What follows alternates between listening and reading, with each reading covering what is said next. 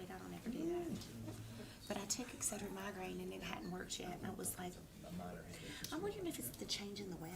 Because I kind of expected it yesterday. Mine kind of does it with barometric pressure, and I'm tired. But I'm still trying to catch up. But I think it was barometric pressure. I'm not sure what that is. I don't think so. You know, when you travel like that, when'd you get back? Tuesday. But I've tried to just be on my regular schedule going to bed. Sure, sure. Just try to be on my regular schedule going to bed. All right. Go to bed. It appears to be that time. Waking up. I'd like to welcome everybody. We've got quite a few in the crowd today, which is great, to the Town of Abingdon Council mid-monthly meeting for Thursday, September the 23rd, 2021. Note there will be an opportunity during the meeting for citizens to address the town council, and it does appear as though we have some signed up. At the time, we would request that anyone addressing the council sign up, approach the podium when called, state your first and last name, and provide your complete mailing address. With that being said, like I said, welcome everybody. It's good to see smiling faces. And Kim, if you'll please call the roll. Mr. Owens? Here. Mr. Anderson? Here. Ms. Pillion? Here. Ms. Quetch? Here. And Mayor Webb? Here. Now I'd like to ask Mr. James Anderson to lead us in the Pledge of Allegiance. I pledge allegiance to the flag of the United States of America and to the republic for which it stands, one nation, under God, indivisible, with liberty and justice for all. Thank you, Mr. Anderson. More affectionately known as Scabba. Let's see. So that brings us to the approval of the agenda, and we do have one change, I believe. We're going to add a closed session. I would open up the floor for a motion to add that closed session. I'll make that motion, that we add the extra topic to closed session to our agenda. Okay. Would you mind to read Read it? Do we need to is- read it right now, Cam? Can we pass that up until later? or- No, go ahead. Okay. It's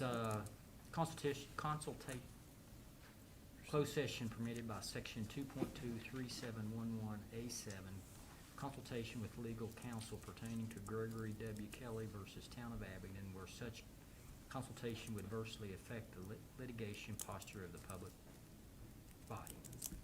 Oh, thank you. Have a motion by Mr.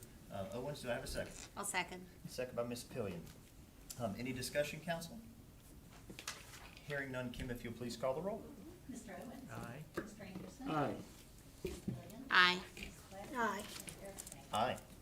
All right, that brings us to public comments, of which we have 4 individuals signed up today. First on the list, and I would like to remind everybody, we've been pretty tight with limiting everybody to 3 minutes, just so you know. But first up is Mr. Nathan Berg.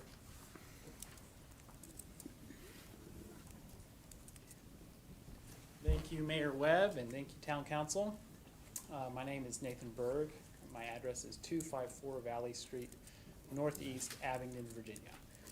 And what I would like to speak to is my support of the outdoor refreshment zone, or outdoor refreshment area. And I'm the chair of the Abingdon Economic Development Authority, and I believe that this will be a very positive program for our town. And I understand there are, it's a complicated issue, and there's concerns which I think that will absolutely be addressed by this council. I have full faith that this council will adopt a very comprehensive and thoughtful response to this request for the outdoor refreshment area. And we feel that as a business owner and as someone who has family in the restaurant business, it's this year and really the past 2 years have been pretty hard on restaurants.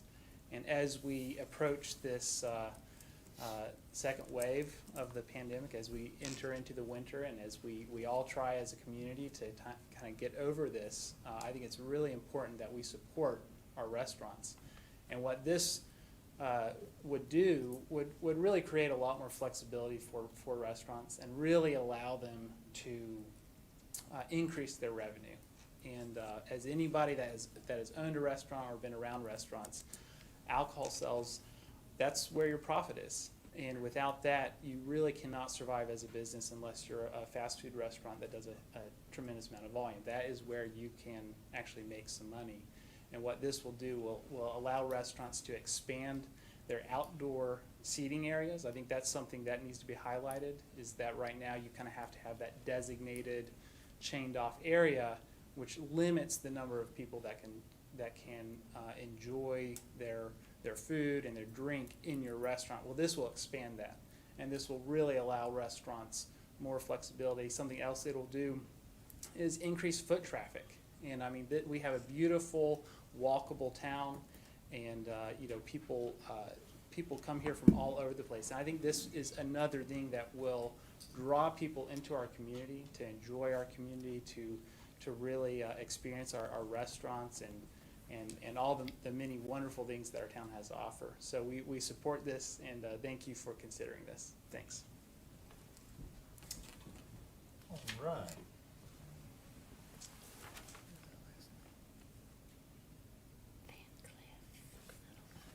Next up, we've got, and I hope I'm saying this right, Mr. Jeff Van Cleef. Is that right? Van Cleef. Okay. Thank you. Apologize. No relation to the actor Lee Van Cleef. Thanks for that clarification. Good afternoon, ladies and gentlemen. My name is Jeff Van Cleef. I reside at 16309 Butler Drive in Abingdon, or outside of Abingdon, in Washington County. And I'm here to speak about the Virginia Creeper Trail. Specifically, I'd like to note an article that was in the Bristol Herald Courier, dated Sunday, August 15th, on page A10. And this article was written by Lisa Kestner Quigley. So the title is Thanks for Allocating Funds to the Virginia Creeper Trail. Many thanks to the Town of Abingdon Council for its decision to allocate a portion of the American Rescue Plan funds to the Virginia Creeper Trail for trestle repairs and several deferred maintenance projects. We are grateful for their foresight and appreciation of the critical role the Virginia Creeper Trail plays in our communities.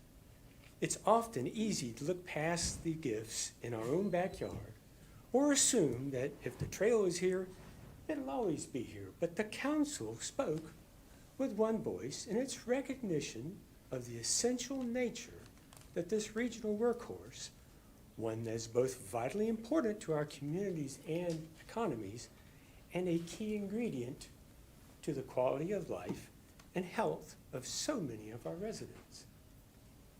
At no time in the trail's 34 history has this been more evident in the past 18 months, as the trail itself provided a welcome and deeply needed respite for thousands, whether they were seeking activities for young children, an outlet for physical exercise, the calm, fresh air of beautiful surroundings, or a place to meet friends, even at a distance, or support the management of chronic conditions at a time when physicians were not readily available. And economically, the Virginia Creeper Trail visitors help support many of our local businesses during this difficult period, which also results in across-the-board increases for meals and lodging and tax collections between 2019 and 2021. And finally, and usage continues to increase over the record highs last year. The future is bright for our outdoor recreation in Southwest Virginia, and it's imperative that we care for one of the oldest, most cherished assets in our region, and we are thankful for the council for doing just that. Once again, Lisa Kestner Quigley, Executive Director, Virginia Creeper Trail Conservancy. Thank you for your time. Thank you. All right. Next up, we have Mr. Michael Farage. Well, can I say this before I get up there? Sure. I'd like to hear two more people talk before I speak. Do I have to go in order to speak? Well, we only have yourself and Mr. Beatty signed up to speak in public comments. Are there people that aren't signed up? I'd like to hear what he has to say. I hadn't had a chance to talk to him, and I like to. Oh, you mean you'd like to hear what Doug has to say? Yes. Oh, okay. I'm okay with you changing order if Doug wants to come on up. Sure. All right, sure. So I apologize, I didn't quite understand yet. Mr. Doug Beatty, come on up. I'm here today in support of, my name's Doug Beatty, 260 West Main Street, Bonefire Smokehouse. I'm here in support of the outdoor refreshment areas. I wanted to make you all aware, well, you already know I'm in support of it. I brought you the letter with 52 signatures from property owners and business owners in that Main Street corridor. I wanted to make you aware of a Facebook page that we've put up as an educational tool to field questions, concerns, to post information for folks to look at other areas that have implemented this ordinance and how it's affected them. It's on Facebook. It's called Abingdon Fora Dora. I couldn't resist. Like I said, it's an educational forum. I've got articles on there. All the research I've done, it looks like Ohio is the first state that's really embraced this. There's articles from all the different municipalities that have done it. Some of them opted not to do it. Some embrace it wholeheartedly. So I think that as a group, as a town, we can come up with a way to address these concerns that folks might have. They're always the same. I've been on multiple task forces for the past 30 years in cities all over the southeast. It's always public intoxication, late night noise, and in some cases, trash. And trash is always a concern, even without an outdoor recreation, refreshment area. We've already got laws that restrict those things. You can't be publicly intoxicated. As a retailer, I can't serve you when you're obviously intoxicated. We have a noise ordinance in place now that stops outdoor noise late night at 11 o'clock. So the things that people perceive to be problems generally don't manifest themselves in reality. The way that you do these things is to sit down, address those issues. Like I said, they're always the same ones, and they're always already being addressed. This is a unique opportunity for Abingdon to be a leader in the region. St. Paul is already aggressively pursuing this. Marion's looking at it. Wytheville's looking at it. We run the risk of falling to second, third, fourth choice to the outside visitors to come into the area. I sat in my restaurant the other day and watched numerous people walking up and down Main Street with cups in their hands. No one once ever thought about what was in that cup because it was about their behavior. So the outdoor refreshment part of it is people think it's going to be Bourbon Street, Mardi Gras, Savannah. It just isn't that because Abingdon's not that. As retailers, we want to make sure that this program works. We will be diligent in adhering to the rules, making sure that our visitors do that because we want it to work. And if it's not working, we'll be the first ones to step up and say, hey, we want this to stop. This is hurting what we're trying to do. It didn't have the desired results. But as I said, there's lots of newspaper articles that bear that this is good for the economy. Thank you.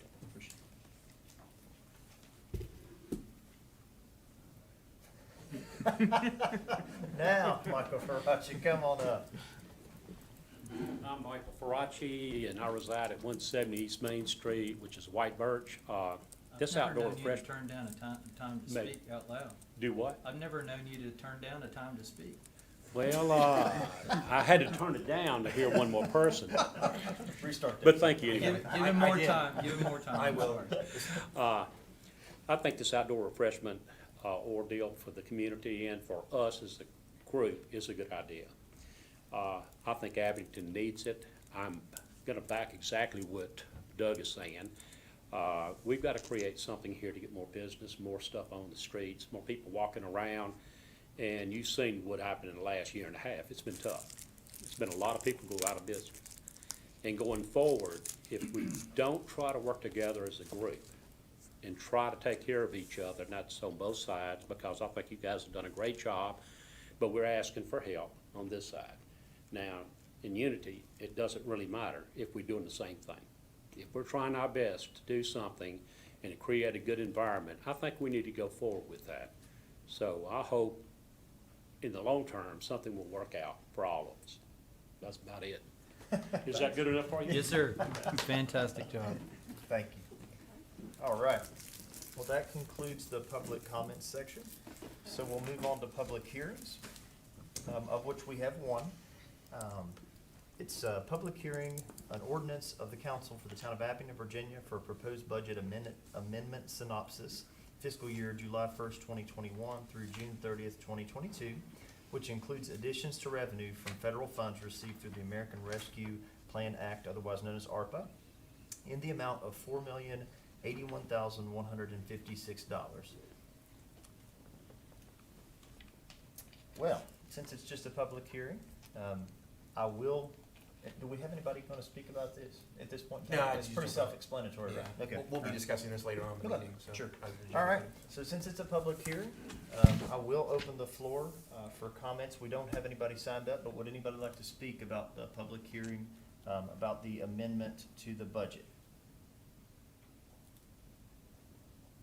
Anybody? All right.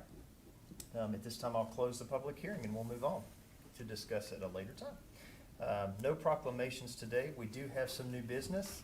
The first thing up is discussion regarding proposed amendment to Chapter 66 Ordinance Taxation, Article 1, in general, Section 66-3, collection of delinquent taxes by distress, personal judgment, or sale. Mr. Moraney. Yes, thank you, Mayor. This is something that we've actually been talking since last year at the Finance Committee level, and with COVID and everything that happened, we just kind of tabled it and decided this was the time to bring it up again. It's been about a year or so, and it's something that I know several council members have indicated that they want us to move forward with this, and so we're bringing it to the council for discussion. And what this is essentially doing, Kim, you passed out the revised one, right? Okay. So in the packet, originally, there's actually two changes we're looking at making to this section of the code. The first one, which is what we discussed at Finance Committee last year and what we were going to move forward with until we deferred it until now, was the publication of delinquent real estate taxes. It's something that it was discussed. It's something that's done in municipalities and allowed by state code, and it would be included in the section of the town's municipal code that would be done on an annual basis. So that is included in this section of the code. The other thing that we have added to it, which has come about recently when we're looking at our collections, the way we do collections, there was a provision in the town code that stated solely that the town attorney was responsible. Like when we would turn over collections to an entity, it would be the town attorney. Well, we have since been looking at an agency, a collection agency, TAC. Your time is up. Yeah, that was my time. It was up. So I still haven't figured out how to actually reset this and not have it run again, so you have to show me, Kim. In order to do that, I believe, correct me if I'm wrong, Tammy, I think Washington County uses, do they use them? Yes. They do, okay, Fred Parker uses them, for their collections. But in order to do that, we can't have in the code that it says we'll turn collections over to the town attorney. So we can if we want to. So the handout that we have given you is inclusive of that language, and it says that they may employ or retain an attorney to collect past due taxes, but it doesn't say shall, which previously it said that it shall do that. So basically the two changes that we're making to this section of the code is adding the language about the publication of the delinquent real estate taxes and personal property taxes, which would be done annually, and that would be done not until next year, actually. When would that normally be done? Delinquent amounts as of June 30th. Of June 30th, so it would be next summer, would be the first time that would happen, okay. And then adding the language about, or modifying the language saying that the attorney is the only one that we're turning collections over to. Is there anything else you want to add on to that? I Okay. think generally the way it had been handled up to now is that for real property taxes anyway, we waited for the county to institute suit, and they do this law firm, and that's all this law firm does, so they're efficient, and they have the forms, and they have the people involved. But we sort of waited our turn, and a lot of times, as you might imagine, the county gets paid their taxes because they brought the suit, and we're entitled to our taxes if there's money left over, but oftentimes there isn't money left over, so we're one, sort of beholden to the timeline that the county puts on it, and two, sort of second or third in line. So if we took a more proactive approach, probably more efficient to hire outside counsel who's focused on this and focused on us being the client as opposed to sort of tagging on with the county. But the lot of these changes are just, there's some archaic things and a lot of things that we've been doing throughout the code of, instead of having very, very specific things referring to the state code as amended, so we can just follow along with the code, so when the state code changes, we don't have to amend our ordinances every time. Because there's some things I think you eliminated in here that were unnecessary, that we didn't need to regurgitate what had previously been or what is currently in the state code. Right. Yeah. Like a So- lot of stuff that's in the code from 1968, but. So just to clarify for anybody that hasn't been involved, this isn't doing anything new. We're not recreating the wheel. This is just trying to simplify the process for the town so that we can do the same process the county uses. Is that pretty much? Basically, and give us a little bit more flexibility in how to do it and who can handle it and when we say we're gonna do it and how much and Okay. that's. Like, because typically, and, like, you know, Fred will establish dates when they're gonna do tax sales. Well, there are some people too who will only pay the county real estate portion of the taxes and not the town, because we haven't been doing sales. Right. And so, you know, that's just the way people get around the system, and so we've always sort of just kind of waited, just because of the cost and the time that it takes for us to do a sale. It was just easier for us to let the county do it, but then we're kind of beholden to their schedule and their Right. timing, whereas this way, like Cam said, we're a little bit more proactive, and so if it gets to the point where they're even considering doing a sale, we've done everything that we could to at least try to collect on some of those delinquent And taxes. anytime anybody in the general public hears tax, they think we're raising taxes. We're not So- raising So just taxes. to clarify, this is No. not imposing a new tax or No. anything of that nature. It is purely just No, cleaning up the sir. verbiage. That's- Okay. It's just clearing up the verbiage and saying that the town attorney will not be the one solely responsible for the collection of delinquent taxes. Because you remember, we also used to have an in-house town attorney, so there's a lot of sections in our code where we refer to the town attorney as delegating things to. And I think when we had an in-house town attorney, some of those things were more administrative in nature. Right. But this is something that we don't need him to do. Okay. So, I don't know. He's got other things to do. Do you agree? Okay. Does anybody else have questions for Jimmy? And we'll have this on the agenda for a first reading, so Right, this right. is not, This is not an we don't need action any item, action, which is- there's no, this is just, we will incorporate this, this new revised, section 66 and present it at the next meeting for a first reading, and we should go through two readings. Can I ask Yeah, a question? go ahead, Yeah. sure. Which is more a curiosity than a question. Under publication of delinquent taxes and taxpayers, it says the treasurer, upon the request of the council, shall furnish a copy of any of the 6 listed mentioned in the Code of Virginia. What are the 6 mentioned? I don't, I mean, it's not, is there an answer for that? Yeah, sure. Yo, Tammy Tammy can, knows. now, see, this is why I had you come to the meeting, Tammy. I knew it, she was prepared.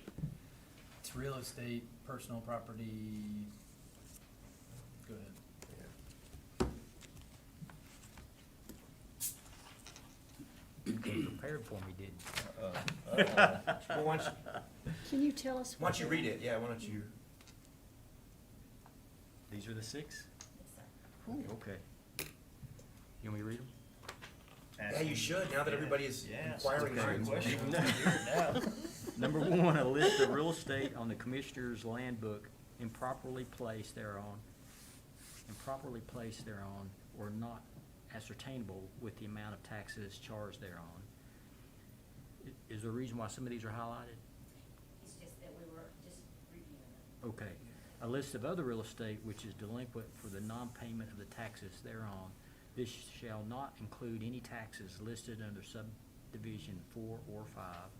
Number 3, a list of such of the taxes assessed on tangible personal property, machinery, tools, and merchants' capital, and other subjects of local taxation other than real estate, as he was unable to collect, which are delinquent. This list shall not include any taxes listed under subdivision 4 and 5 or 6. Number 4, a list of the uncollected taxes amounting to less than $20 each, of which no bills were sent under.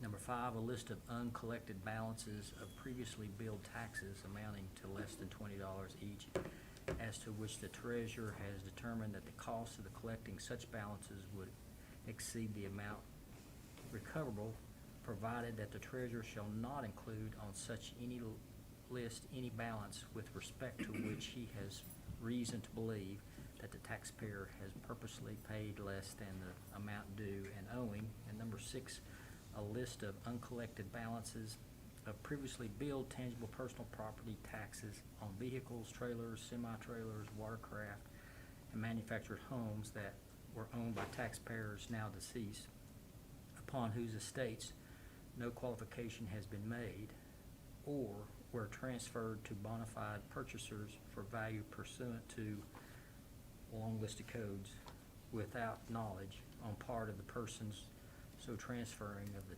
unpaid taxes.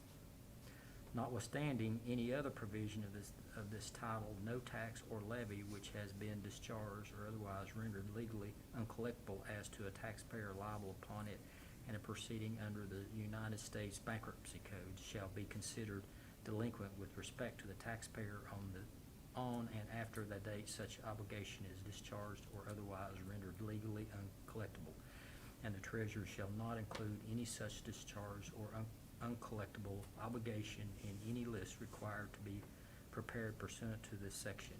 Any such discharged or uncollectible obligations shall be stricken from the books of the treasurer as of the date of obligation is discharged or otherwise rendered uncollectible, and the treasurer thereafter shall have no further duty to collect such tax or levy.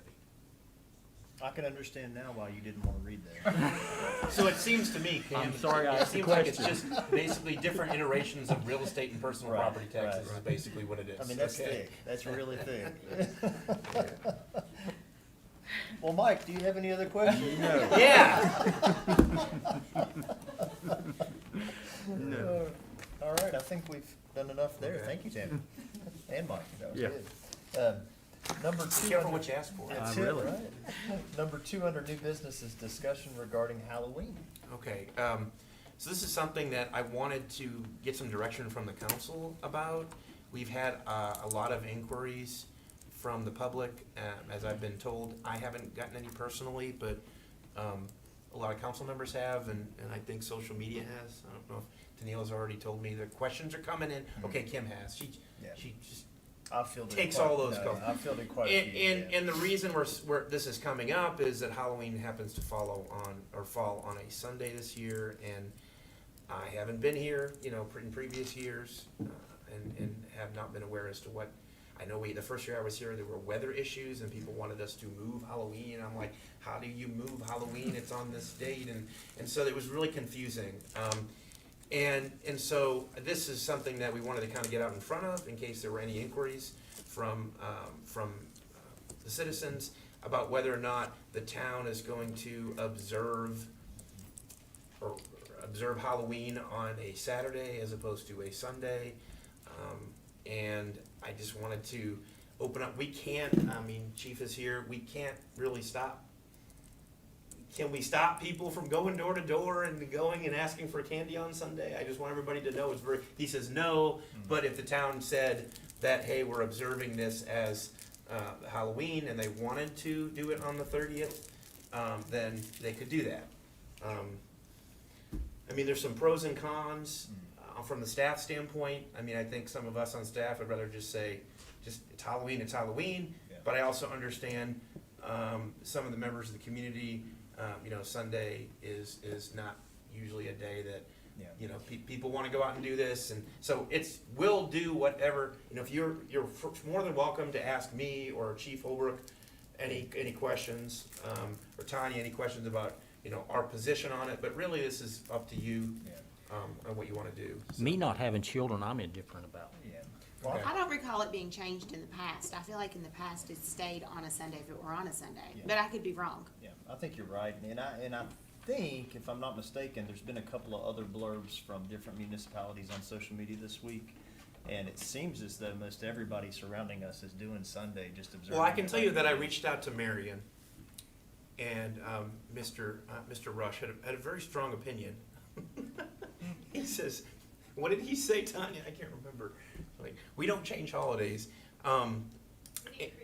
We didn't create Halloween. We can't move Makes it. sense, So makes sense. we actually did. I did reach out to Randy Eads in Bristol, and they hadn't, at the time I reached out to him, they hadn't really discussed it internally, but he was going to talk to the chief. Was there any resolution as to what they were going to do? John, did you hear from their chief and all, okay, I think they're probably just gonna keep it the same. Yeah. Oh, they're doing a trunk or treat event? Yeah. Okay. I will say this, I think, you know, I don't know if this is the right word, I'll steal this from Cam, but procedurally, if we change it, or take a stance from Sunday till Saturday, you're still gonna have people trick or treating on Sunday. That's what our and concern is. so- You're still gonna have people doing it on Sunday, and then they're Yeah. gonna be calling the police, and the police Yeah. are gonna be going, well, they're here at my door, and so it puts staff in a little bit of an awkward position. But we understand that there are some communities that Sure. are doing it, so I think if you ask staff, we would prefer to keep it on Right. the day that I it's think that would be observed, less but- confusing. Yeah. Chief, since he was asking, Yeah.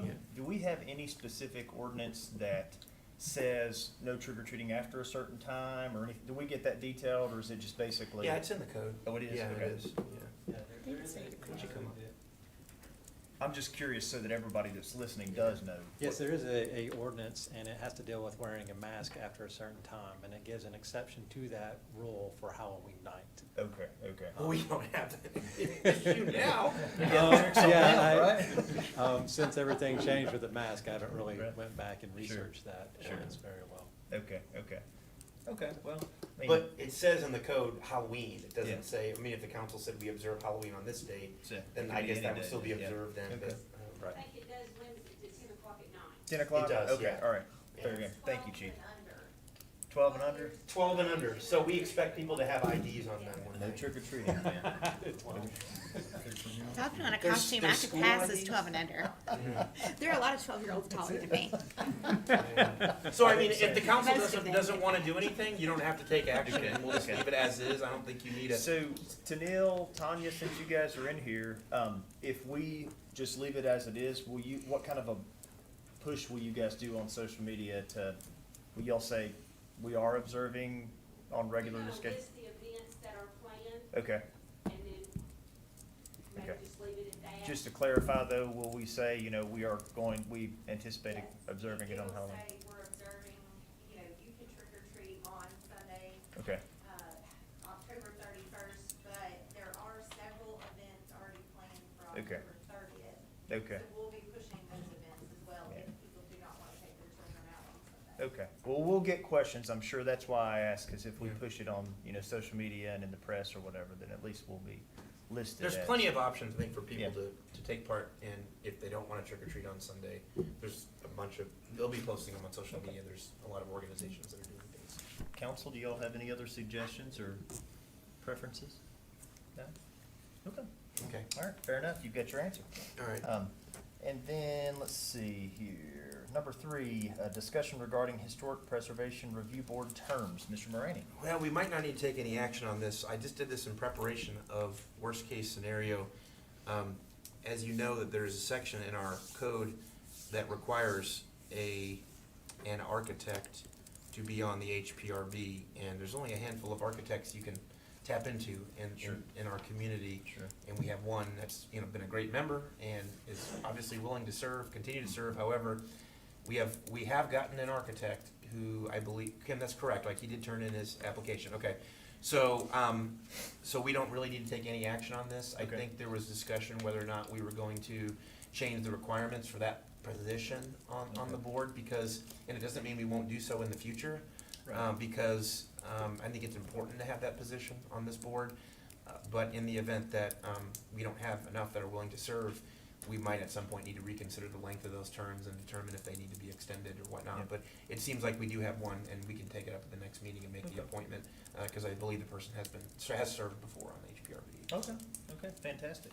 And who is an architect. We'll check their license. Okay, very good. Any- So we don't need to take any action on this Okay. now. Any Okay. questions, council, as Yeah. far as that's concerned? Okay. Doesn't look like we have any resolutions today. We do have the first reading of an ordinance. I told you we'd be back there again. It's an ordinance of the council for the town of Abingdon, Virginia, proposing a budget amendment for the fiscal year beginning July 1, 2021, and ending June 30th, 2022, to include additions to revenue from federal funds received through the ARPA, the American Rescue Plan Act, in the amount of $4,081,156. Mr. Trop.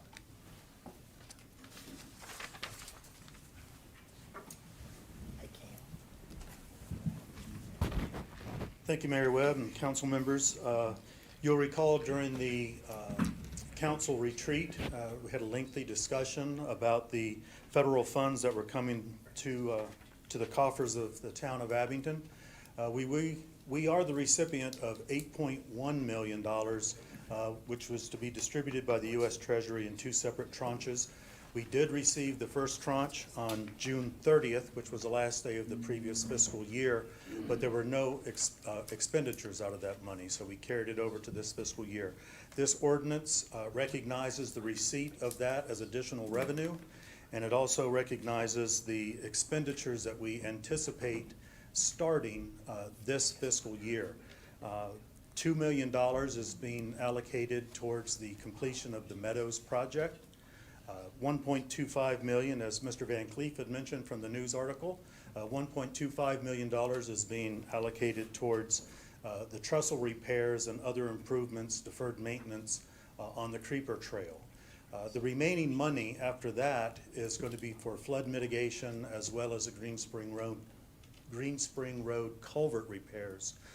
That's going to be a much longer project. It's going to carry us over. And so when we get the second tranche later next year, that will cover the bulk of those 2 major projects. So this ordinance gives the town the authority to expend this tranche of money in this current fiscal year.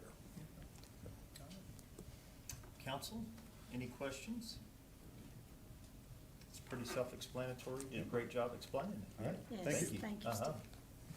So, Cam, I guess at this time, do I need to? We're just discussing whether or not, I mean, the town has already received the funds, and what we really need to do is we need the council to adopt this amendment so we can appropriate the funds. And we've had the public hearing. I think what we're trying to determine is if we need to, I mean, should we just dispense of the second reading, I guess, is what we're determining, because really it's just an administrative act is what we're doing, because we've already received the funds and we're just allocating the funds. So unless the town attorney otherwise advises us, I would recommend that we just dispense of the second reading. Okay. Because it's money that we have that we need to allocate. Right. So I guess time is of the essence. We have just need to. any further, are you okay with that? Yeah. Yeah, I was just making sure that it didn't have to be a separate hearing from, a meeting from the hearing. But Okay. yeah, I think that we could do that. Okay, all right. Be that as it may, I still need to say the famous phrase? No. Okay. You can just, If there's a motion that we adopt this ordinance and waive the second reading and there's appropriate number of votes, then we can Okay. do so. Okay, all right, council. Quick change of plans then. So I would entertain a motion if you guys feel comfortable with dispelling with that second reading. I'll make the motion. All right, I think he beat you to it, so Okay, that's Mr. fine. Anderson makes a motion to approve this ordinance as stated. And is that a second by Vice Mayor Quetch? Yes, All right, that's- second by Vice Mayor Quetch. And waive the second reading. And of course, we're waiving the second reading so that we don't have to do that. Any discussion, council? Nope. Hearing none, Kim, if you'll please call the roll. Mr. Owens? Aye. Mr. Anderson? Aye. Ms. Billions? Aye. Ms. Clay? Aye. And Mayor White? Aye. All right, thank you, guys. Unfinished business, we do have some of that. First up is non-professional services agreement with Ogata, otherwise known as Old Blade Antique Tractor Association. Mr. Morani. yes, this is just in the same form that we discussed at the meeting last month, and we just included the amount, the $10,000 that we had done in previous years. So I had sent it to them, and they actually already had approved it. So if the town council is amenable and they approve it, then it'll be final. So we don't have to take action, we're just allowed. No, to- you'll need to adopt, you'll need Oh, to we need approve to it. do Yeah, it. I sent it to them as a draft, they've already approved it. So Oh, okay. the council just wanted me to include the amount in there of the Okay. 10,000. All right. And so that's what we've added in there, unless there's something else that you just caught that you're squirming about. Mr. Owens was asking me about the provision about providing tents and tables and chairs and trash cans for events, and I guess maybe Bathrooms. we don't Oh, have that would, tents and tables and chairs and trash cans. anymore. yes, thank you for pointing that out. That was a holdover from the previous agreement.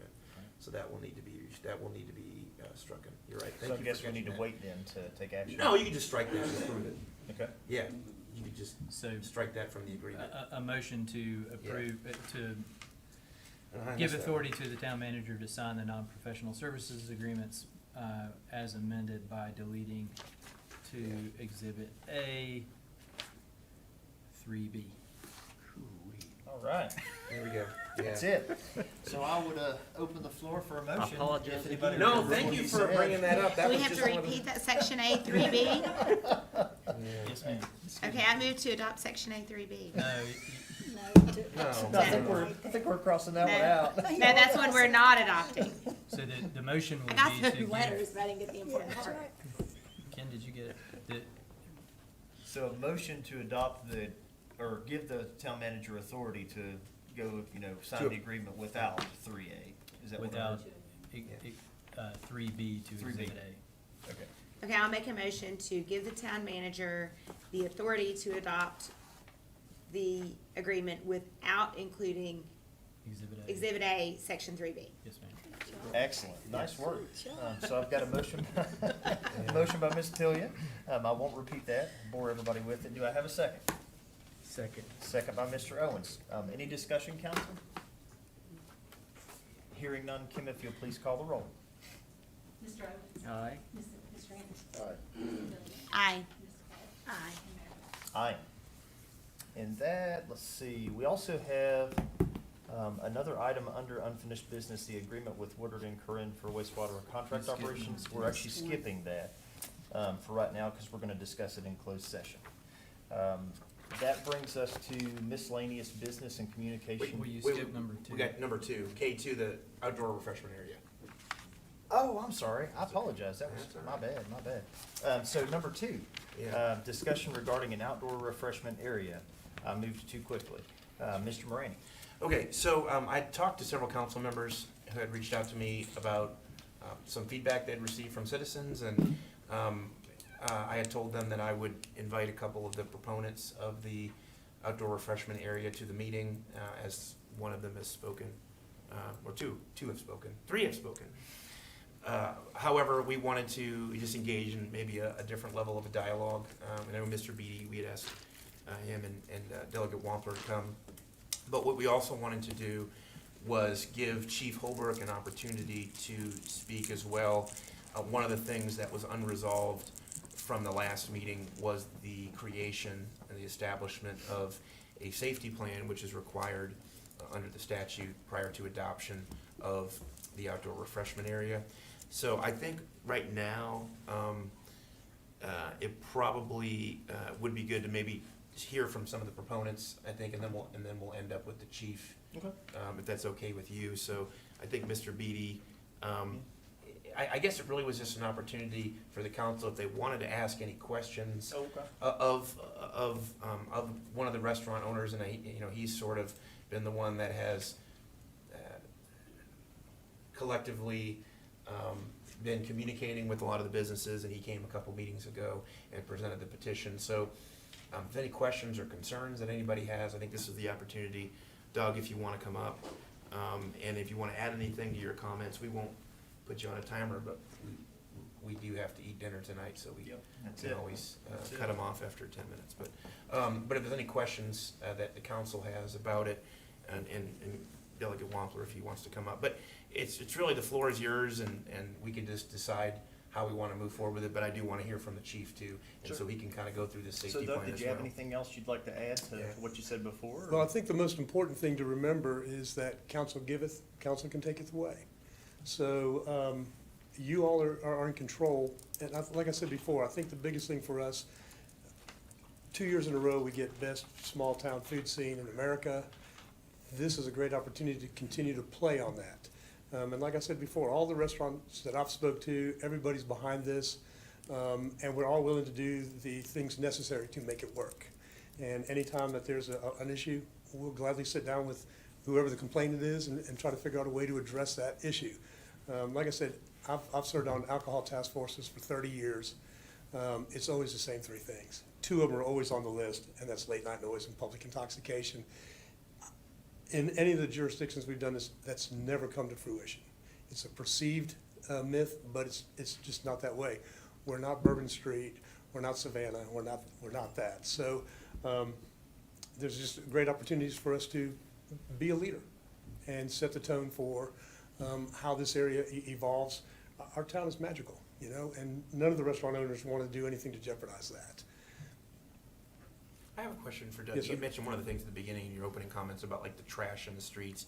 So is that something that, like, say in Ohio, where I guess this has been adopted and put into practice, have there been issues in some of those? It was an issue that came up at the very beginning while they were initiating it, and Okay. it was addressed in the beginning. When I was speaking with Tanya, is to make sure that we have trash cans at the termination points. Wherever the refreshment area ends, we need to make sure there's a trash can there. That will make it easy for people to do. But even when there's trash cans, people will do what people do. So, you know, we'll just have to be more diligent So about. was it an issue like when it was in practice No. for the first time? It wasn't. It It was was just not. something that they were discussing right. at the beginning. Okay. That's right. And the time that you'll find trash to be an issue is after large festivals, big gatherings, those kind of things. But this ordinance doesn't allow that. This ordinance simply allows you to walk on the street with an open container. I mean, An approved. an approved container, correct. Council, do we have any questions specifically for Doug? I don't have any questions. I got just a comment to make that, you know, where I've been surveying different people or citizens about this, and it's all been very positive. I've had 2 negative comments, and their negative comments were exactly the ones you pointed out: noise, intoxication, and trash. And I think this is something with education that we can eliminate a lot of stress for people if individuals like yourself, like you're out there working to try to educate people that this can be controlled, and it will be controlled, you know. So I don't know how the other council member, when they've surveyed people, you know, what kind of response they've gotten. Mine's all been very positive, though. Any comments, council? I have a question, and it may be one that's better for Delegate Wampler, but, I know that there were different laws in place during COVID regarding leaving a restaurant with an open container. And, I was wondering what those laws were specifically and how that has changed, because in a way, it seems to me like we are continuing some things that have already been in place that people just aren't aware of. Yeah, well, we were not allowed to give them open containers to leave with. Okay. We were allowed to give them a mixed beverage in a closed container with a lid on it. Right, So public consumption has not been allowed. okay, Okay. okay, And when I spoke to the chief and the ABC officer, Agent Cook, he said that they had anticipated that they would see more DUIs, more public intoxication. None of those things came to be. okay. Just to add additional flavor on that, so much of the things that happened post-coronavirus, post-April of 2020, were done via executive order in Virginia. So the governor put down administrative orders, and that's what governed us in a lot of our activities at the local level, public schools, and also in many other areas of life for the restaurateurs that were struggling through that time. I think the governor's office recognized the same thing that I think Mr. Berg raised earlier, is that restaurants survive a lot of times on this margin that's created by their alcohol sales. So they granted temporary to-go status for restaurants, and that's been in place and taking place in Virginia for much of the last year and maybe 3 months without any issue. I think someone brought up that this needs to be, I think it was Mr. Owens brought up, this needs to be an educational effort early to get this right from the start, because what we don't want to have, if the council ends up adopting an outdoor refreshment area, is chaos for citizens, no clarity for businesses. What we want is a consistent set of rules for businesses so they know what they're expected to do. We need a consistent set of boundaries and timing for this so that citizens can understand it and can adapt accordingly, because the fact is, when you're looking at developing a statewide local option, which is what this isn't available just to the town of Abingdon as a tool, but it's available to every locality, every town, city, and county across the Commonwealth. And many are looking at it. But what's important is for people to understand what this is and what it isn't. Bourbon Street was referenced here. That is not what we are, looking at anywhere in Virginia. We couldn't be a Bourbon Street if we wanted to, and that is certainly not what Abingdon is going to turn into with this. But I think what we're seeing, at least in the last 2 years, is that more and more people are desiring what we have in Southwest Virginia, which is outdoor space, outdoor recreation, and the ability to get out and socialize with a little more distance. And this could be a way to set Abingdon apart from every other, local government in Southwest Virginia. However, as Doug mentioned, there are others that are looking at this. Big Stone Gap has acted recently on their downtown to expand on the activities that they have going on. I don't know when the last time you visited Big Stone was, but Bristol was looking at doing it. However, they had Rhythm and Roots to tackle and didn't want to do them both at the same time. So we got through our first Rhythm and Roots in 2 years in Bristol, and that's a great thing. I don't want to ramble, but I am here to help you answer any questions. And, I think this thing could be tremendous as long as we look at it not in a limited and short-term view, but look at what this could be for Abingdon going down the road.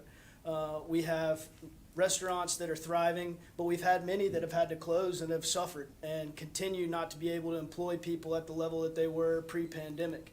When that hits you all is meals tax revenue and lodging tax revenue.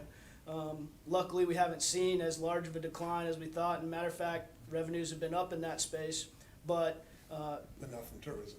but not maybe not reflective of the local establishments, many of which have signed this letter of support saying that this would be valuable to them. And so I would just offer that. I'm a talker. I apologize for rambling, but any questions, I'm happy to answer. Well, thank you both. What I'd add to what Delegate Wampler said is that the statute requires and the ordinance will contain a safety plan that we've worked on with the chief, a sanitation plan, which says how Public Works is gonna handle trash, if any, differently. What I have in mind really is just that we'll follow our ordinary plan, and if it is an event or some other thing, then we'll modify that plan accordingly. And it requires a map, and that map has to include where the trash cans are, in addition to this logo and the designated cup, and the entity who is gonna have the cup has to have its name on it and our logo on it, so you can't just leave your house with a Solo cup. It's got to be the cup that says Bonfire on it, or any other entity, and then you can't go from one restaurant and then drink his drink in somebody else's place. You got to finish it or throw it away before you go in. So there's a lot of thought put into, and Delegate Wampler was certainly the one who spearheaded all this ahead of time. So most of the things that people have complained about or are anticipating have been pre-anticipated in the ordinance, in the statute, and will have to be in the ordinance. So that all those rules were, in addition to the things that Doug said are, of course, already in place as ordinances, will be included in this ordinance too. So in other words, from what I'm hearing, is most of the problems are in, like residential communities or, like public drunkenness and whatever. Those That's things. who the bulk of your complaints will be. Okay, so we do have the power to narrow the business area down to Yeah, that's a great point. I think one of the things that I have lacked hearing from the community and understanding from the community is that we could theoretically, like Scabbo's saying, limit what streets. And it's sidewalks, obviously, not streets, Correct. sidewalks. Correct. But you can limit which sidewalks and what direction people can go. That's a great point. And we have designed a map that impacts as few residences as we can. It's impossible on Main Street because it's the commercial business street, Right. and there's less than a dozen residences in that zone. One of the other things I wanted to point out is that we included Remsburg Drive in the refreshment area. And one of the things that I hear all of the time complaint-wise is the fact that if you want to go to Thursday Jams, people wanted to have a beer. When we said that we would put a beer garden down there, this exact same conversation happened. People worried about intoxication, rowdy crowds on the streets, blah, blah, blah. None of that's happened. The biggest complaint about the beer garden now is that it's family separation. If dad wants to go have a beer, he has to leave his kids and his family, go into the beer garden, have a beer, then a half hour later get back to his family. This eliminates all of that. It takes what's in your cup out of the conversation. It's really more about how you behave in public. That's right. It's not what goes into a man that defiles him, it's what comes out. Amen. Words of experience. I think that's a good quote. We need to write that. That's pretty good. I might just add, I'm incredibly jealous of you all in many ways in that you can act quickly and decisively on behalf of the town. And so, I'm confident that you guys can figure this out. with input from your businesses and from the citizens of Abingdon.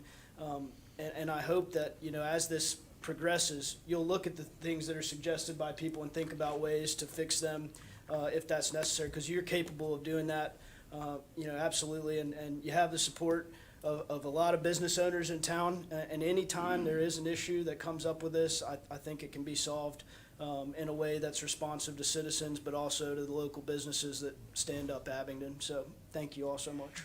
To add on to that, you know, I have businesses ask me all the time, or tell me all the time, the town needs to do more to help us. And my question is always, well, what do we need to do to help you? Well, this is something that the businesses have come to us and says, this is what you can do to help us. You know, so I would feel bad if with the businesses coming to me and then we saying no. I would have a hard time with that personally. You know, and to add to what Mike's saying, I have to admit, you know, this council as a whole has tried as hard as we can to help businesses. I mean, sincerely, we want to help the business owners. So that's certainly something to consider. Well, I would like, though, to have more citizen input here also. Yeah. You know, and I would be lying to you if I didn't at least say that I have gotten a couple of letters. Most of them pretty negative. I'm not gonna mislead you. You know, Mike had said most of his input has been positive. I would say the opposite. Most of the input I have gotten so far has been negative. It's always individual citizens or groups of citizens. The businesses in general seem to be really, really for this, and you can understand why. It's the citizens, I think, that we need to educate and really have some serious conversations with in order to make sure they are comfortable with. Because as you guys know, as much as I want to help businesses, I also have to serve the people that come out and vote. That's a big part of that Facebook page, is Sure. is a place for us to put information for people to read and to help dispel some of the myths that they have in their heads Sure. about what this is gonna actually be. Can I say something? Sure. As a citizen, you know, my house backs up to Plum Alley, and people a lot of times walk along Plum Alley to Rain and other restaurants, Girl on the Raven, and so I get foot traffic from restaurants. So I have two small children, and so it's of course very important to me that my family is safe, that we enjoy the quiet, peaceful community that we've enjoyed so far. And coming back to these points is that right now it is illegal to be publicly intoxicated. You cannot do that right now, currently. It doesn't matter whether you had alcohol in your home or if you went to a restaurant and had alcohol and then left and you were intoxicated. To address your point again, it's about people's behavior, and that I think Abingdon PD does a wonderful job of really keeping our community safe, and I think that they'll continue to do that. And so I can understand people's concerns, but again, I would just say that good planning is important, and I think that a good safety plan, which I know Abingdon PD has in place, and that those are things that will really safeguard our community and help us to continue to be both a thriving and dynamic community, but also a safe, calm, and peaceful community as well. And I think those two things, this outdoor refreshment area and that kind of calm, peaceful community can coexist absolutely. Thank you. Well, council, any other questions? I know this is just a kind of an in-depth discussion. We're gonna have homework All right. on too. Chief, I guess it's time for you to come up and steal the show.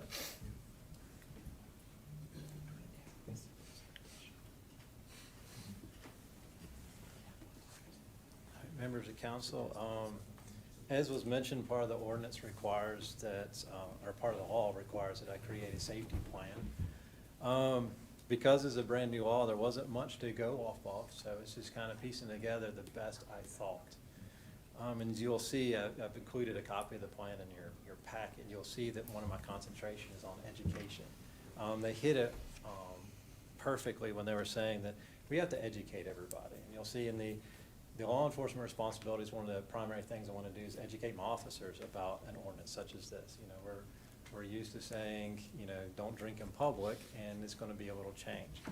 The other would be educating them about the boundary of where the refreshment area is going to be. and then passing along that knowledge to the public of where the boundary is going to be, so that everybody is on the same page and they know what the ordinance is and what the restrictions are in place. One additional thing that the ordinance will require and we'll have to do is put signs up Yes. to designate the area throughout. And there've been a suggestion as to how many, and Tyler and I have been talking about where would be the best place to put it. But there will be physical signs showing where it starts and stops. Yes, so basically, don't take your beverage outside of this particular area. So you couldn't walk into a neighborhood or walk down a neighborhood road with a container. So my officers would be trained, they would be looking for the particular cups that are designated, and I think there's even a designation on the size of font that goes on those cups. I think it's 16 point, if I'm not mistaken, to designate so that we know what is allowed and what is not allowed as officers. So also along with my plan would be to have the restaurants contact us if they're planning a big event, so that we could staff appropriately and we could be prepared if there is going to be a larger crowd than normal. Other than that, it's going to be kind of business as usual as far as law enforcement. If there's an issue, we will respond. If we do see somebody intoxicated on the public, we will respond and take appropriate enforcement action with that. One of the things with this ordinance that has been very helpful is the whole ride sharing piece. We've been able, working with you all, to change our taxi cab ordinance to make it more friendly for ride sharing, so that we can hopefully reduce overall DUIs. Not saying that this ordinance would cause more or less DUIs, but we do have an option so somebody could call a ride. And even in our safety plan would designate a particular parking lot for somebody to call a ride in that ride sharing. Right now, I just designated a municipal lot. It's a town-owned lot. It's got plenty of space as the primary location, with additional locations as we go about, depending on, what happens with the ordinance once, or if you all choose to go forth with it. So in the safety plan, the fire department, of course, will respond to any kind of fire calls, and the Washington County Life Saving Crew will respond to any kind of medical calls. I did put in a responsibility for the establishments. They have to get in this game a little bit too, and part of their responsibilities is training their staff, educating their servers and their employees about the ordinance, and making sure that the patrons abide by that ordinance so that they don't go beyond the boundaries. That they tell or provide information to those patrons about where the ride-sharing location is, and the contact numbers for the ride-sharing. So if we have Uber, Lyft, or whoever may come into town to do ride-sharing, that they say, well, here's the information if you need it, so that they can call rides. And once again, it's making sure that they don't get in a car and drive after they've been drinking. Part of this is going to be that, that they have documentation that this training's been put out there, and that the servers know what to say and what to do to abide by the ordinance. And I think adding that additional layer and getting us involved, getting the establishment involved, would help to make sure that everybody follows the rules that the ordinance creates. And then, we will sit down, myself and Mr. Morani will sit down every 6 months and review and make sure that this safety plan is where it needs to be, and if there's something else we don't need to add or take away from this plan. You always want to review, because we've never experienced this in Virginia. It's brand new. We don't know exactly what's going to come out of it. I am confident that we could handle most of it, and we're fully staffed and we're ready to go. But it would be important for us to sit down and just discuss, 6 months down the road, okay, is everything good to go, or do we need to make some kind of alteration? With that said, though, I would like to add that I wouldn't want to go too fast as far as implementing this right now, because one is I am having some staffing issues. I have several vacancies that I would love to see filled before we go forward. Also, we have a huge mental health crisis. I know Ms. Billion is aware. But with that mental health breakdown, the safety net for anybody in crisis has been us. And because of that, we've been putting forth a lot of time to handle the mental health crisis. So we could be at the hospital with somebody under mental health for, we've had 50, 59 hours at a time, and that requires staffing from our agency. There's no real help from the state police as far as sitting with these detention orders. I've been working with Cam extensively to try to get, and actually Delegate Wamper as well to try to get relief from this. They're promising us, the Department of Behavioral Health and KD's Commission are saying, well, in December, things will get better.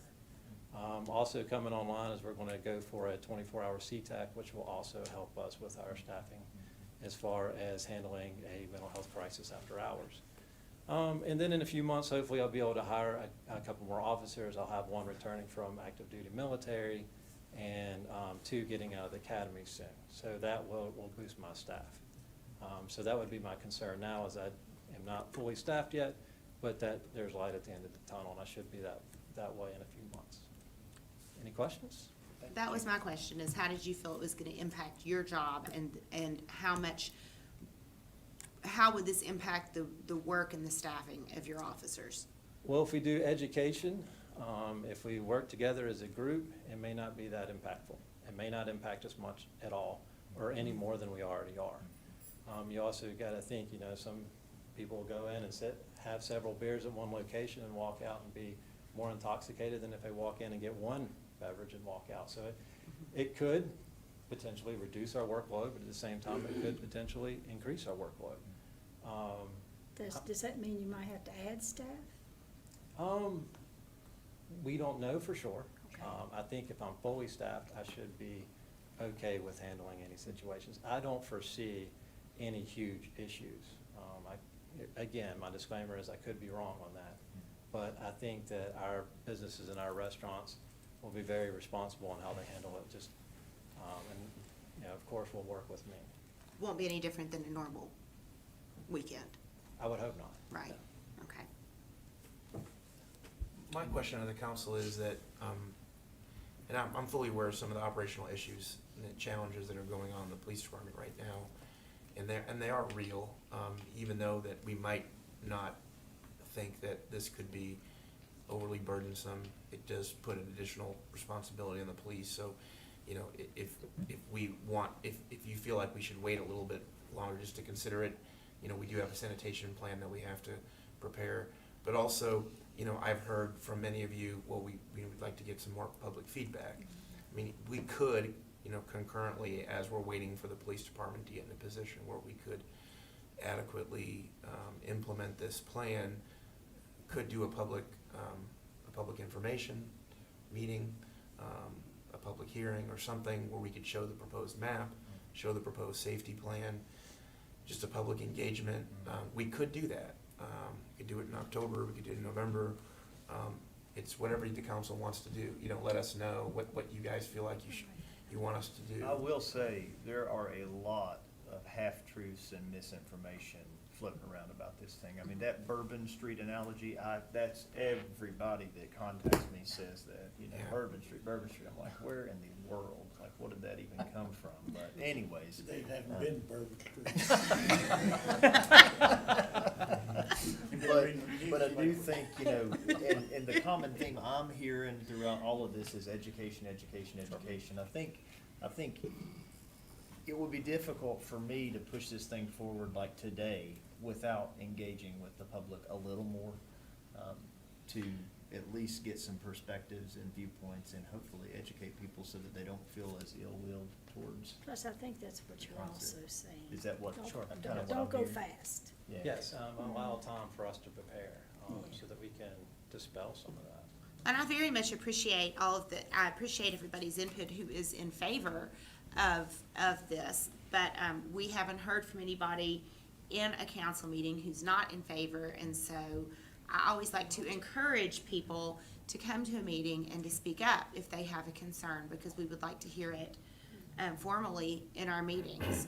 So, And I think we haven't really, we post the agenda out, and obviously, they're in the know, and we've asked them to come to today's meeting. I think if we did a public information meeting, and we just had it as such, and we posted it out there, like we would do a normal meeting or a normal public hearing, then it would give people the opportunity to come and go on the record and speak. And if we do that, and not a lot of people come and express their opinion, then maybe there's not as many people that are as concerned about it as the handful of people that, so I mean, that's what we do this for. This is part of the democratic process.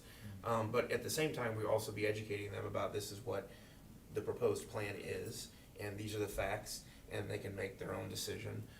And we'll try to make that available on the website as well. Here's the proposed outdoor refreshment area, because we really haven't put this out there anywhere. It's just all been being formulated, you know, internally. But we can do that. So, I mean, we can come up with Tanya and the chief and I can come up with a plan to maybe do a public information meeting, and then try to schedule something, and then maybe we can have that presented to you as what our plan would be at the next regular meeting, and then we can discuss that at that time. That's great. Are you comfortable with that? Yes, I think that's a good idea. I don't think getting more information is ever a bad thing. I mean, I know that there's certainly a desire of the business community to want to do this, but I also wouldn't want the council to rush into a decision when I think it's better for the council to make a well-informed decision and have the public well-informed than it would be for us to, I think, make a decision with there still being a lot of misinformation out there. I think it would behoove us to maybe to get some of that information out there. So if the council does vote for it and adopt it, there's more facts out there. And people still might be opposed to it. People still might be against it, and that's okay. So can we put that together, not for next meeting, but to pick a date on our next meeting for that Well, information? we'll probably have a date already proposed. We'll look at the calendar and see. We probably would like to do it on a night that we don't have a council meeting, like particularly like maybe a Monday. And I know Mondays are good for some of you.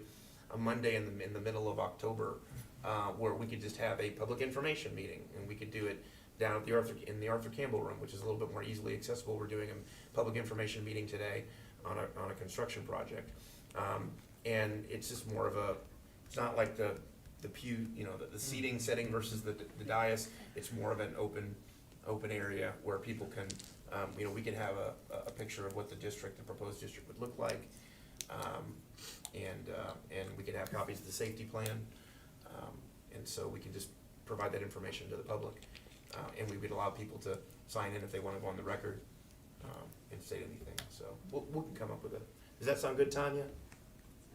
Great, okay. Council, are we? I think that sounds like a good plan. Okay. So Sounds we'll like get a good together and, consensus, yeah. like I said, it's not a requirement that all council members there will be there, because any input that we get, we certainly will compile that and relay that to the council. But we will notice it as a regular meeting, because there could be more than 3 or more council members there, so we'll notice that there will be a possibility of being, of 3 or more council members there. But obviously there wouldn't be any action, but that way the council could decide to openly discuss it if they wanted to, or discuss it amongst, you know, each other, so. Sounds like a plan. Do you have any Okay. further questions? I think that's it. Thanks, Thank Chief. you. Appreciate it. Thank you. All right, so that does bring us to miscellaneous business and communication from town manager. I have several items. I'm gonna try to be brief as best I can. The Director of Finance, Steve Trotman, and Jennifer Johnson, Director of Recreation, and I have been working to establish, we have established a nonprofit organization that we could utilize for individuals who wanted to give donations to help fund the sports complex. People who don't necessarily want to write a check to the town of Abingdon and then have it earmarked for the sports complex. We've been talking to a lot of people who want the opportunity to give and that want the opportunity to donate. So what this is a 501c3 that we are actually going to get some citizens involved and ultimately have some citizen involvement. We have a couple that want to be involved. And what this is supposed to do is to allow individuals and citizens, if they want to donate money and be recognized, or potentially, you know, buy a bleacher and have them recognized or something like that. We could do that. And I'll probably call Steve up here in a second to further elaborate. But in order to do that, what we have through Steve's extensive research, what we have found is there needs to be a statement or I guess a statement by the town council that the town council recognizes this 501c3 as a fundraising arm for these things that we have talked about doing and stating as such. And so we're just basically discussing this now. This is what we plan on doing at a future meeting. But maybe you can elaborate on that, Steve, as far as just describing the organization and what we're going to do, what the council, we recommend the council do. Sure. To basically define that relationship is what I'm the words I'm looking for. First of all, there are many municipalities around the country that have nonprofit foundations that support the activities of the municipality with respect to parks and recreation, playgrounds, and things of that nature. Abingdon at this point did not have one. As the town manager mentioned, the three of us got together, we talked about what the mission would be.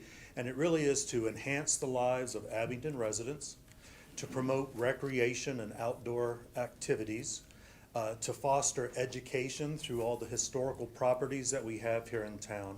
So it's not just limited to the sports complex. However, that being the main project that we have before us right now, this would give an opportunity for businesses as well as individual citizens who felt so inclined to donate to that, to those activities. Again, it's not just a sports complex, it's all inclusive of those things that will promote, again, a healthy lifestyle for Abingdon.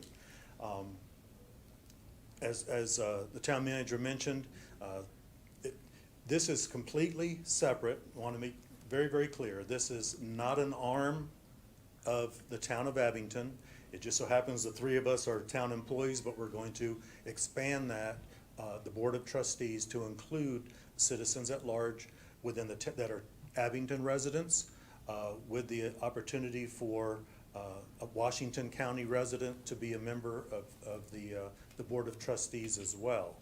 But what we need from the town, because we don't own the sports complex, the foundation does not own it. We don't own historical properties, we don't own any of the parks or playgrounds, but we want to be able to encourage people to support those things. And in order to do that, we need to have the town council recognize the foundation, number one, as a legitimate source of those donations. Any money that we receive that is earmarked for specific purposes, 100% will be given to the town and to the town only for those specific purposes. We would hope that there are obviously going to be some nominal administrative cost in running any kind of a foundation, and we would hope that we would be able to generate some general donations as well to support the overall effort. And these are things like website and Post boxes, you know, accounting software, all of those things. We would present to the council, and this is to be determined based on what the council would like to see, quarterly, semi-annual, annual statements from the foundation to show you what money had been received, what we did with it, where we went with those funds. We will also be required to file a 990 with the federal, with the IRS. I do want to be clear at this point, we have incorporated in the Commonwealth of Virginia, we have a separate taxpayer ID. We are recognized by the Commonwealth as a, you know, duly formed corporation. We have submitted an application to the IRS for determination as a nonprofit charity. That is still pending. We do not have that determination yet. The IRS is very, very backlog of these type of applications. When I checked the other day, our application was submitted on July 7th. They are currently assigning applications as of June 21st. So we still have a couple more weeks or maybe even a month before they even get to our date.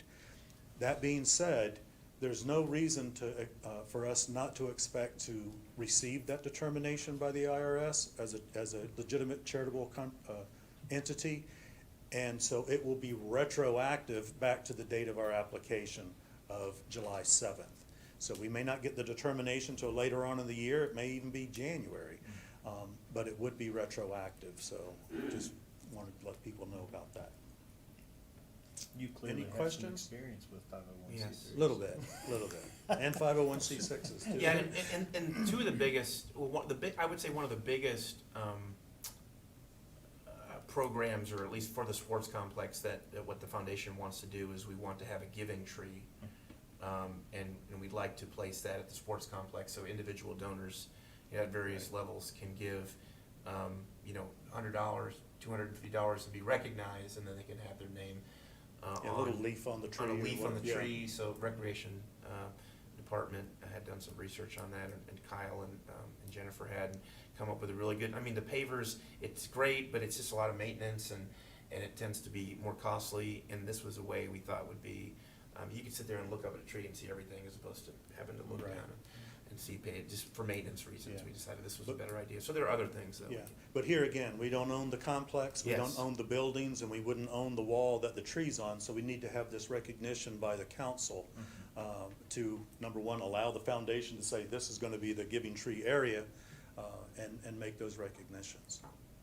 Now, how quickly do we need to make? I would that say in the next recognition? 30 to 60, we'll probably maybe bring it back for a work session or the council meeting, and maybe the mid-month meeting in October. I want some time to draft something and. Is it just a resolution that? Yeah, it would probably be a resolution, yeah, more than likely, just defining the relationship between the two entities. Right. But we'd also like to get, I think before we do that, Steve, I'd really like to get a couple of the citizens on on board. there. Right. So we have, because we actually had a meeting earlier this week on a discussion of the bylaws and how, you know, none of the members are compensated in any way, they're just Right. volunteers.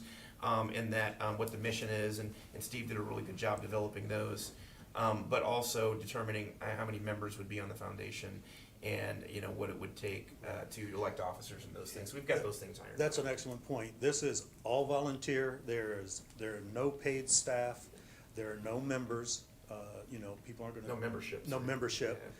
It's Board of Trustees, all volunteer. In the event, should it ever happen that we needed to dissolve the foundation through our articles of incorporation, and it's required by the IRS regulations, any funds that we had would be distributed to the town, because that's the mission and focus of the foundation. So an individual they can designate whatever they want, like Second Spring Cemetery or Munchkin Park. Right, or the We exactly. could, yeah, cemetery. it's Yeah. not just the sports complex. We Right. could, if somebody wanted to donate a lot of money to help restore a historic property, we could take that donation, and if it's earmarked for that, as part of our mission, we would then. Right, and even by law, I mean, as a, you know, the IRS regulations for a charity, if a donor restricts their donation, we need to honor that restriction. That's why I was saying earlier, you know, it would be nice to have some general donations as well to help support the administrative cost of running the foundation. We will be having a website developed, and on there, there'll be some drop downs. You know, would you like to contribute to the sport, you know, the meadows or whatever that we'll have, or general purpose, or historic purposes only, or general recreation, those type of things. And then when we distribute those funds back to the town, then it will be clearly indicated what those funds are to be used for. I think it's a good idea. It's a great idea, yeah. And we had talked a little bit, I guess, in addition to just acknowledging your existence, that there might need to be some agreements between the two entities, if lease or something else, so we might need to vote on Yeah. that eventually Right. too. Yeah.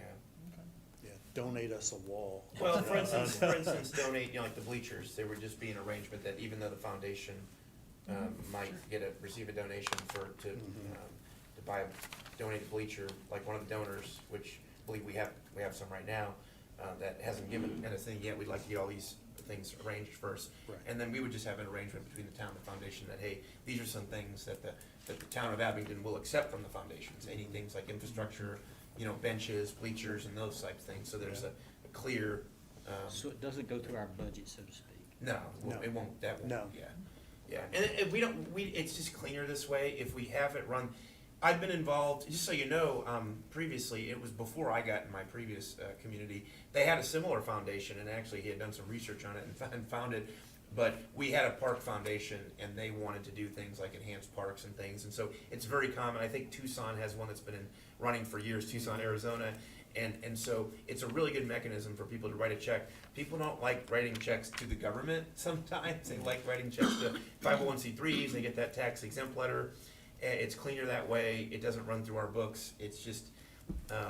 And It's it'll just also preferred, encourage, I yeah. think, it'll also encourage like neighborhoods who may have some open land that want to have a park, a local community park in their area, that they can start to fundraise, if you will, you know, collect money from their neighbors, and then donate it to the foundation with a specific earmark that we want playground equipment, you know, Yeah. in this area, and we would be able to facilitate that. All right. Yeah. Sounds Okay. great. Anything from us on that one yet? No, just, we wanted to just give you an advance notice, so I'll check one thing off my list. All right, Um, thanks, Steve.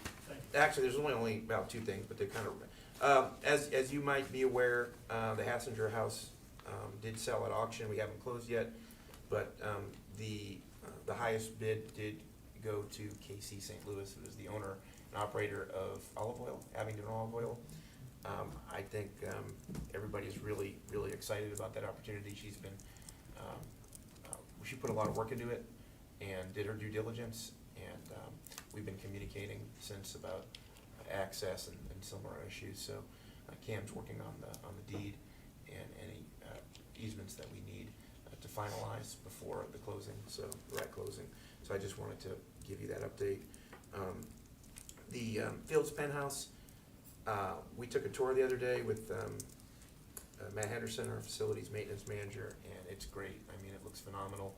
There's still some more work that needs to be done, but the floors look great. I mean, they've done so much good work. There's still some more painting that needs to be done, and a few other things. So I just wanted to give everybody an update on that. We have been to HPRB, and we have, we're planning to do the walkway in the way that they have dictated to us. No, just kidding.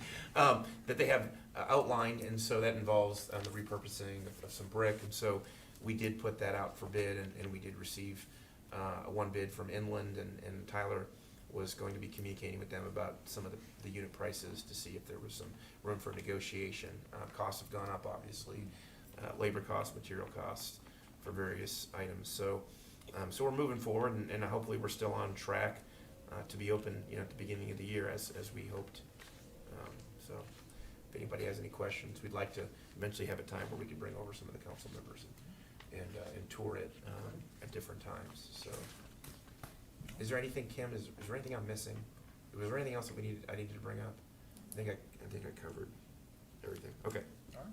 All right. You got them all checked off? I think I did, yeah. One of them I didn't need to bring up because it's something that's gonna do in the next meeting, so I'm good. So. All right, well, that brings us to council member reports. Do any council members have reports they'd like to share? Anybody? Anything? Okay. That brings us to closed sessions, of which we have three. We have closed session, and we can take all these three up at once, right, Pam? Yes, sir. Okay. So we have a closed session permitted by section 2.2-3711A29 concerning terms or scope of an agreement with Woodard and Coran for wastewater contract operations because public discussion would adversely affect our bargaining position or negotiating strategy. The second one is a closed session permitted by section of the Code Virginia 2.2-3711A3, a matter involving disposition of publicly held property because discussion in an open meeting would adversely affect our bargaining position. And number three, a closed session permitted by section 2.2-3711A7, consultation with legal counsel pertaining to Gregory W. Kelly versus Town of Abingdon, where such consultation would adversely affect the litigating posture of the public body. So I would entertain a motion to go into those closed sessions. I'll make that motion. Motion by Mr. Owens. Do I have a second? I'll second. Second by Ms. Pillion. Any discussion, council? Hearing none, Kim, if you'll please call the roll. Aye. Aye. Aye. And we are going to take about a 5-minute recess before we go into closed session, so.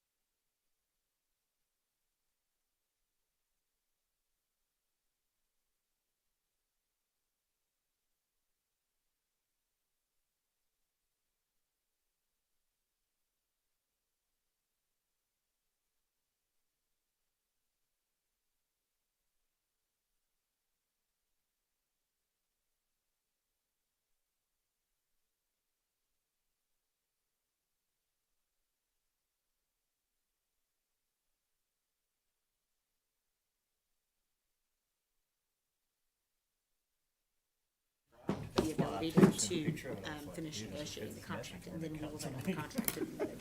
She said you called the rest Am I of the place correct? too. We're voting to give him the authority Authority to to- negotiate the contract, and then correct. we will vote on the contract, the acceptance of. No, he This will is show us it. the contract before anything is Before I finalized. sign it, This is before I sign it. We got 48 hours to review it. Yeah. Okay. Once he shows us the contract, we've got 48 hours to. But it's not just him, What are it's we Steve waiting on? and as well. Thank you. But that doesn't need, Floyd. to be- that doesn't need to be part of the motion, that's just an internal arrangement. It's gonna help.